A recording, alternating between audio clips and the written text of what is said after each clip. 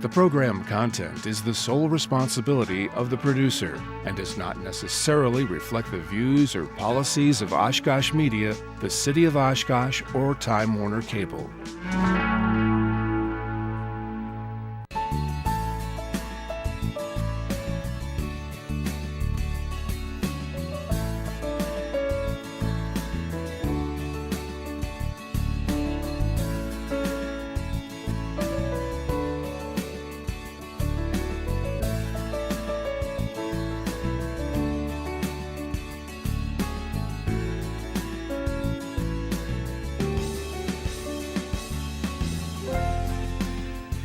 Hello, this is Edward Kastner from Making It Happen.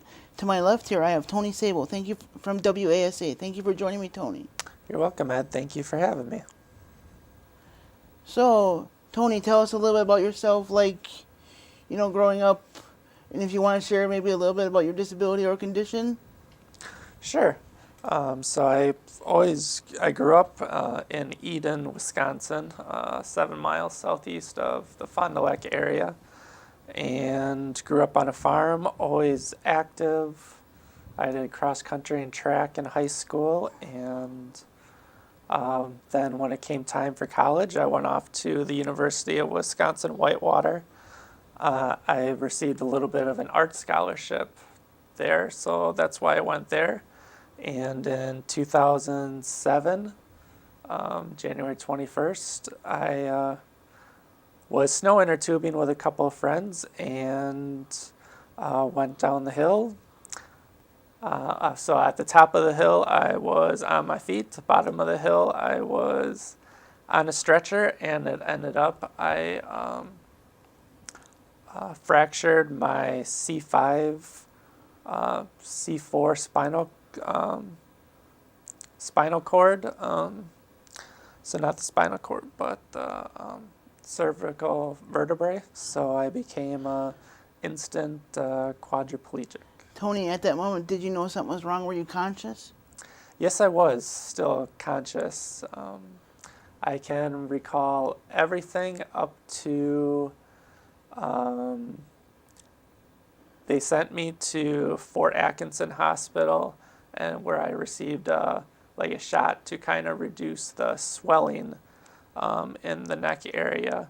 And then I recall being able to choose to go to UW Hospital or Frederick, and I knew nothing about spinal cord injuries before my injury, really, about places that that would help me out. So I chose UW Madison because I had someone special at the time that was there, and that's where I decided to go. So up until at the start of the ride in the ambulance going towards UW Madison, I remember until they started to give me pain medication relief, and although honestly I never remember experiencing any pain, because what was going through your mind at that moment?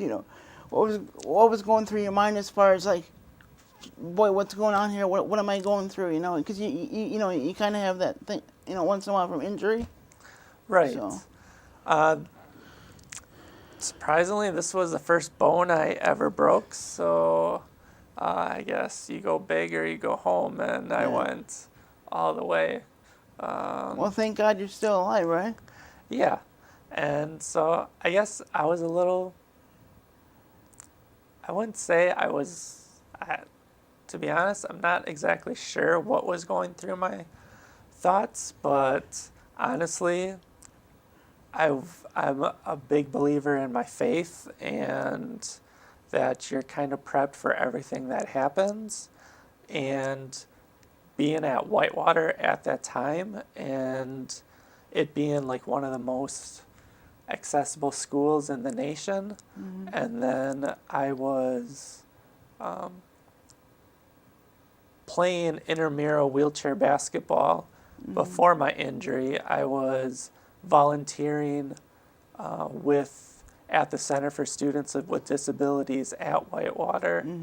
So I kind of got to know the disabled life a little bit on the outside, and learned how to, and was very interactive with the wheelchair basketball team at Whitewater.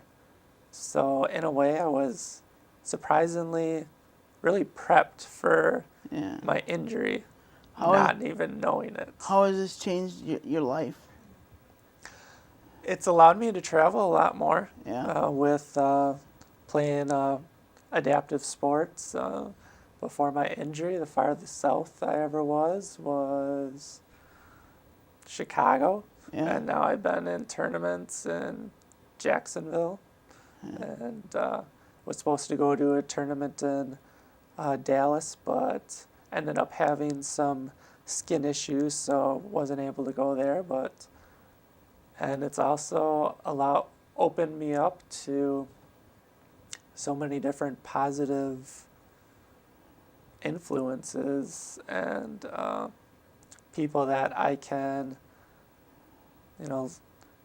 seek help and reach out to and when the need. And also, I don't know about a lot of people, but in my contact list, I have a lot of contacts of people that are Olympians. I don't know how many people can say Yeah. that. Even though they're Paralympians, Yeah. they're still Olympians. So. Yeah. But let's go back a little bit. Before your injury, you're obviously not the same person, but how do you look at things? How do you look at things now compared to before when you were, able? For a little while, it was very hard for me because running for me was everything. It was my, it was my exercise. If I would get stressed out, I'd go run, and I'd run until I wasn't stressed anymore. I remember one time it took 8 miles for me to not be stressed anymore. Yeah. So starting out, I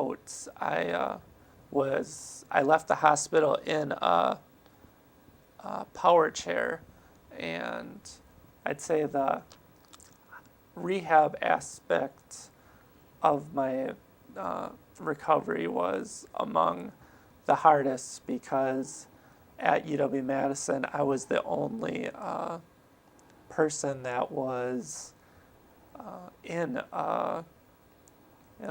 that was a spinal cord injury, where a lot of the other people were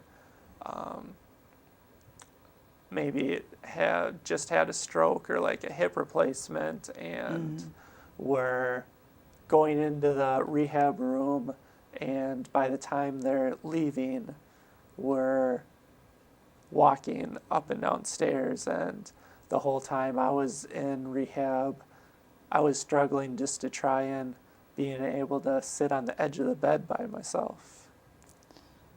So, You've come a long ways then. yeah. Thankfully, I did some outpatient therapies, and then to kind of show my determination, it was... Because I'm sure you had difficult days too. Right. Yeah, it was December 2008. In between semesters at school, over Christmas break and New Year's, where was I? I went to Frederick and did 10 days of inpatient rehab because I wanted to try and get more independence for myself. And how supportive was your mom during this whole process? She was definitely scared, and I remember saying that she nearly collapsed on the floor when she heard that when my parents got the phone call that your son's being rushed to UW Hospital, and I don't know what they all told her from from that. So, but she said she always had the dream to drive a van. So with my wheelchair accessible van now, Now she's driving you all over, huh?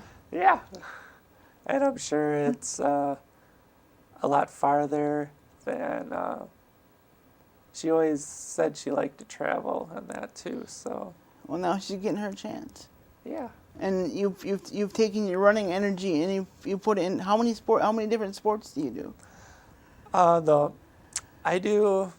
I only do wheelchair rugby actually, and I'll do like 5K like run walks for like local community events to support the community and get some exercise because Are you able to walk at all?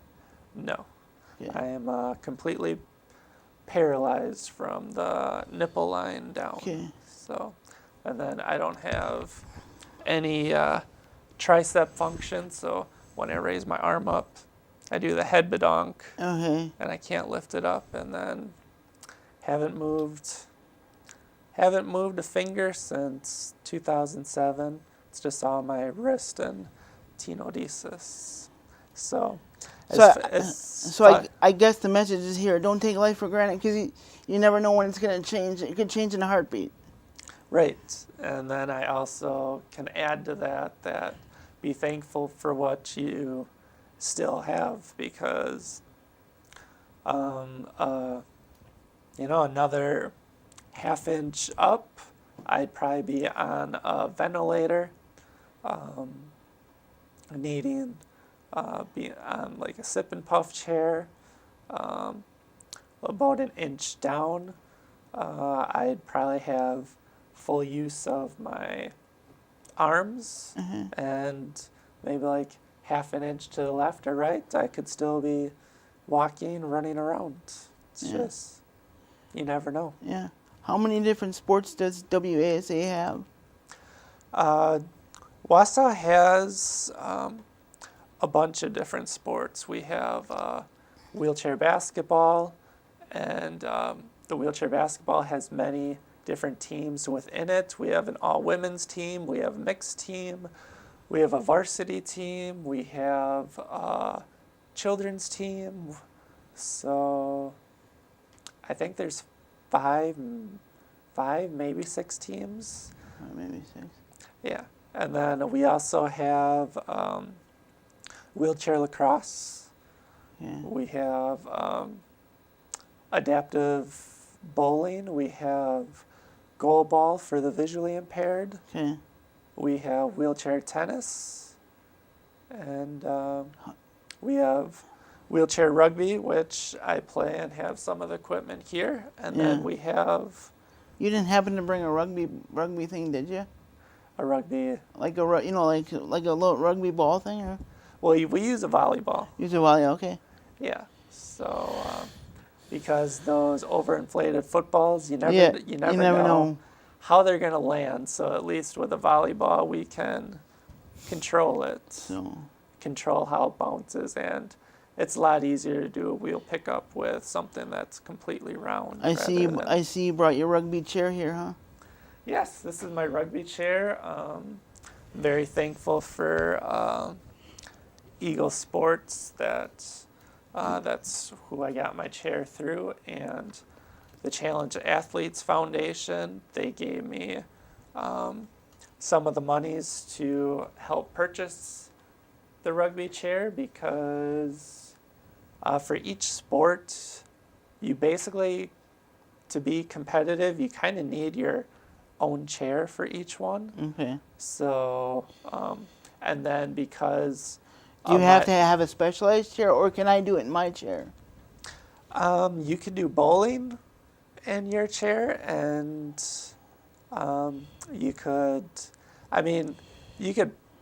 you wouldn't be able to do rugby in the chair because your feet would definitely be in the way, as you can kind of see that this wheel here is one of my older wheels, and you can see all the contact points and how scraped up it is because the goal, if you have the ball, the goal is to stop someone. So you're bashing into each other, and chairs flip over, wheels pop, and we have a pig crew on the side. Well, I know how physical the regular rugby is. I can't imagine wheelchair rugby. Yeah. It's quite fun. So yeah, we have a pig crew on the side. Do you have to wear helmets and stuff too? Because they can get pretty physical. No, we don't have helmets. The saying that we have is, we already broke our necks, what worse can we do? Okay. So that's the saying, but we are well strapped in. In my rugby chair, my feet are strapped in, my knees are strapped in. I have a waist belt, I have a chest strap, so when you want to turn, you want to be one with the chair, so you want as many straps as possible, and then also when you flip or get dumped on your side, it's a lot easier than to pick you back upright, maybe adjust a strap or two, and then just keep going. How many athletes are in WASA? That I don't have an exact number for. Has it really grown through? Has it really grown through the years? Yeah, there definitely is an increase, and with Wasa, it's kind of just started and became known like 2014, 2015. Okay. I don't have. How did you find out about it? At the time, I was with the Milwaukee Iron wheelchair rugby team, and all the adaptive sports in southeastern Wisconsin were kind of on their own, competing with the same resources, asking for sponsorships, donations. Mm-hmm. So the idea of an adaptive sports association that encompasses all the sports. Mm-hmm. So instead of us competing together, or competing against each other, we're now unified, and has allowed us to seek out some larger sponsors. Now, when you talk about unified, are you talking about able people playing with disabled people, or are you talking about disabled people playing with disabled people with different teams, or? Yeah, so disabled people playing with disabled people. So, wheelchair basketball and wheelchair rugby. Because in Special Olympics that I'm from, I've been involved with it for 30 years. When they talk about unified, they talk about pairing able people with disabled people. So I just want to make that clear. Yeah. For our practices, we have for wheelchair rugby aspect, we're very thankful for UW Milwaukee and Marquette physical therapy students that come and help out. So for practices and that, we're always encouraging able-bodied people to come try it out and help spread the word. But as far as tournaments and competition-wise, you have to go through a classification to be able to participate in a tournament. What is involved in classification? You have at the tournament, you have a panel that will watch you play, and then they'll do a strength test on the side and check your range of motion. And so for wheelchair rugby, you have to be considered a quadriplegic. So for me, having no triceps, no finger movement, no core, my classification is a 0.5. Okay. And the classifications can go up to a 3.5. So. And is that determined on movement, or? Yeah. So a 3.5 would be your quadruple amputee. Okay. That still has full core. So Okay. like when they're pushing down the court and say they want to turn right, well, they can just use their hips and turn the chair right. Where if someone with me that doesn't have any core, I have to physically turn my chair. Yeah. So definitely gives is them that an hard? advantage. Easy? It's a challenge, but for like my classification, you can only, or for wheelchair rugby, you can only have 8 points on the court. So if there's a 3.5 on the court, well, that's almost half your points there. Do you So, get so, do you, so do you then get deducted if you're over? if you're over what? If you're over points? Let's say if you have more points than, you know what I mean? Like if you have a different, what happens if you have a wrong classification on the court? Do you get a technical foul? Like in some sports, you get technical fouls or penalties. That's where like a new person that say is just getting classified, they may be able to participate at that tournament, but once they're classified, Okay. there's been tournaments that I've been to where the people have been classed out, meaning the games that they played in didn't count. So they can't participate in that particular tournament then. Yeah, Okay. yeah. So Because in Special Olympics now we classify ourselves as they call it divisioning, and they put us on times or scores of other people, and that's how and the handicaps and stuff. So that's how they determine our divisions and stuff. So, okay. but what would you say? What would you say the difference is between Special Olympics and WASA? Like, Well, I know Special Olympics is kind of more for like the intellectual disability aspects, Yeah. would you say? yep, And so Wasa or adaptive sports is kind of like it's more for the just physically disabled. yeah, So I would say that probably our physically disabled people wouldn't classify for the Special Olympic aspect, whereas but somebody like me could classify as for WASA, right? yeah, for some of the sports probably yes. I don't mean to put you on the spot now, but what kind of class would I be in? Since I have full upper body and Well, you have cerebral palsy and I can walk, and with a walker, of course. Yeah. Well, you do have limitations. Yeah. In your muscle movement, Yep. so you would actually classify for wheelchair rugby. Really? Yeah.